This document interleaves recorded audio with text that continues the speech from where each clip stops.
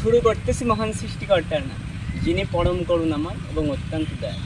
আজকে ঈদের চতুর্থ দিন, মানে আজকে আমরা ঈদের দিন ধরেন মোটামুটি কাজ থাকে, সেজন্য ধরেন ঈদের দিন ঘুরতে যেতে পারিনি।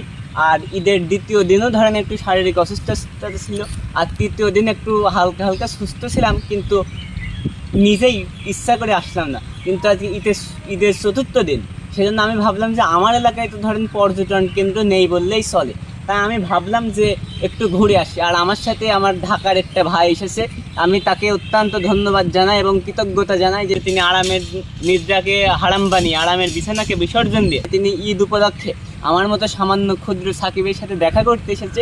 আমি তাকে আমার পক্ষ থেকে, আমার ব্যক্তিগত পক্ষ থেকে আমি তাকে ধন্যবাদ জানাই। তা আমি আসতেছি আমার এলাকার তামালতলায়, অনেকেই তো চেনেন, ধরেন আমার এলাকার মানুষ, ভয়ঙ্কর জায়গা, আমার জেহালা ইউনিয়নের মানুষ এই জায়গাটা সম্পর্কে অনেকেই জানেন। তো এইটা হচ্ছে সেই তামাল গাছ, একটু এদিকে দেখান। তো এইটা হচ্ছে সেই তামাল গাছ, এখান থেকেই মূল নাম শুরু। আসলে আমি একটু এদিকে দেখাই যে এখানে প্রায় আমি একজনকে জিজ্ঞাসা করলাম, তিনি মানে বলতে পারলাম যে এই গাছটার বয়স কত হবে। আমার ধারণা ধরেন আনুমানিক 150 থেকে 200 বছর হবে। আর আমি এর আগেও একটা ভিডিওতে দেখাইছি এই জায়গাটা, আবারও দেখালাম যে ঈদ উপলক্ষে আমি কোনো জায়গায় যাইতে পারিনি। আর একটা মজার বিষয় হচ্ছে যে এখানে একটা গাছ থেকে প্রায় 7-8টা ধরেন এখন গাছ হয়েছে। এইটা হচ্ছে সেই মূল গাছ, এইটা হচ্ছে মূল গাছ। যে এইটা প্রথমে লাগিয়েছিল এখানকার এক মুরব্বী, আমার ঠিক জানা নেই, যেহেতু শোনা আমি, কারণ যদি ভুল না করি তাহলে আমি জানার মতে যে এটা একটা মুরব্বী লাগিয়েছিল, কিন্তু এখন তিনি আর দুনিয়ার বুকে নেই। তো এই গাছটা থেকে এখন প্রায় 7-8টা গাছ শুরু হয়ে গেছে। দেখেন যে এই ডাল থেকেই শুরু হয়ে গিয়েছিল, এখন চারিদিকেই প্রায় এরকম বট গাছ আছে।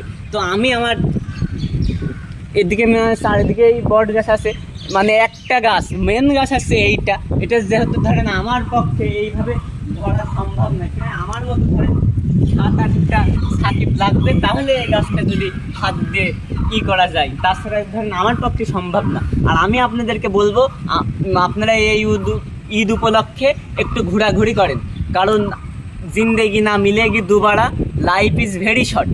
তাই আমি আপনাদেরকে বলবো আপনারা একটু ঘোরাঘুরি করেন। যেহেতু আমি একটু দুঃখ প্রকাশ করবো যে আমার এলাকায় কিন্তু ঘোরাঘুরির জায়গা নেই, আমার আলমডাঙ্গা উপজেলায় কিন্তু সেরকম ঘোরাঘুরির জায়গা নেই। তাও যতটুকু আছে এইটুকু আমি আমার এখান থেকে আমার এলাকার যিনি নেতারা আছেন, এমপি মন্ত্রীরা আছেন, আমি তাদের উদ্দেশ্যে বলবো যে আপনারা অল্প কিছু বাজেট দিয়ে আমাদের এই এলাকাটুকু সাজাই দেন, যাতে করে অন্য এলাকার মানুষ আমাদের এলাকায় আসতে পারে। তাতে কি হবে, আমাদের এলাকার মানুষের কর্মসংস্থান বেড়ে যাবে। তো আমি এই সুন্দর মুহূর্তটুকু আমার এলাকার সুন্দর সুন্দর মানুষদের জন্য উৎসর্গ করতে চাই। করে আজকের মতো এখানে বিদায় নিচ্ছি। ভালো থাকবেন, সুস্থ থাকবেন।